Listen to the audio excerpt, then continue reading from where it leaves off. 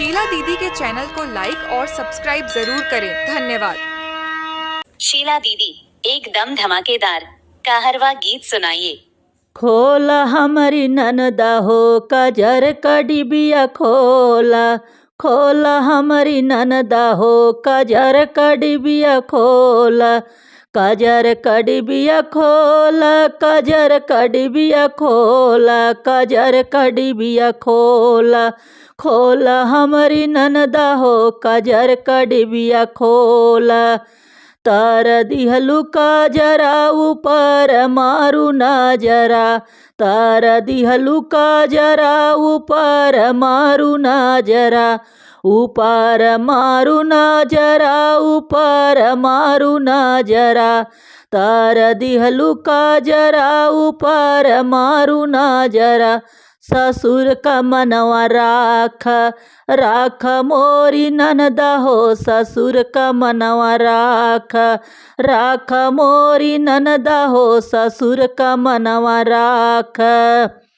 खोला हमारी ननदा हो कजर कड़ी बिया खोला, खोला हमारी ननदा हो कजर कड़ी बिया खोला, कजर कड़ी बिया खोला, कजर कड़ी बिया खोला, कजर कड़ी बिया खोला, खोला हमारी ननदा हो कजर कड़ी बिया खोला, खोला हमारी ननदा हो कजर कड़ी बिया खोला।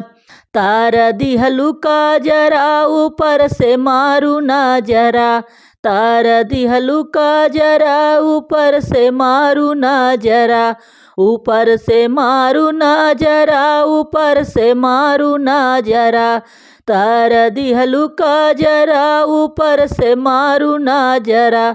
जेठ का मनवा राख राख हमारी ननदा हो, जेठ का मनवा राख राख हमारी ननदा हो, जेठ का मनवा राख। खोला हमारी ननदा हो कजर कड़ी बिया खोला, खोला हमारी ननदा हो कजर कड़ी बिया खोला, कजर कड़ी बिया खोला, कजर कड़ी बिया खोला, कजर कड़ी बिया खोला, खोला हमारी ननदा हो कजर कड़ी बिया खोला, खोला हमारी ननदा हो कजर कड़ी बिया खोला। तार दिहलु का जरा ऊपर से मारू ना जरा, तार दिहलु का जरा ऊपर से मारू ना जरा, ऊपर से मारू ना जरा, ऊपर से मारू ना जरा, तार दिहलु का जरा ऊपर से मारू ना जरा। देवर का मनवा राख राख हमारी ननदा हो, देवर का मनवा राख राख हमारी ननदा हो, देवर का मनवा राख। खोला हमारी ननदा हो कजर कड़ी बिया खोला, खोला हमारी ननदा हो कजर कड़ी बिया खोला, कजर कड़ी बिया खोला, कजर कड़ी बिया खोला, कजर कड़ी बिया खोला, खोला हमारी ननदा हो कजर कड़ी बिया खोला, खोला हमारी ननदा हो कजर कड़ी बिया खोला।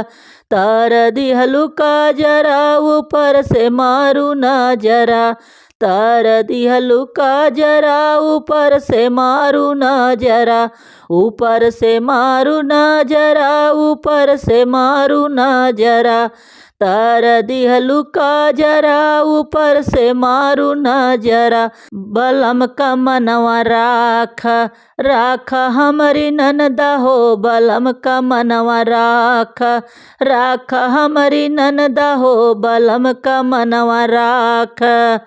खोला हमारी ननदा हो कजर कड़ी बिया खोला, खोला हमारी ननदा हो कजर कड़ी बिया खोला, कजर कड़ी बिया खोला, कजर कड़ी बिया खोला, कजर कड़ी बिया खोला, खोला हमारी ननदा हो कजर कड़ी बिया खोला, खोला हमारी ननदा हो कजर कड़ी बिया खोला।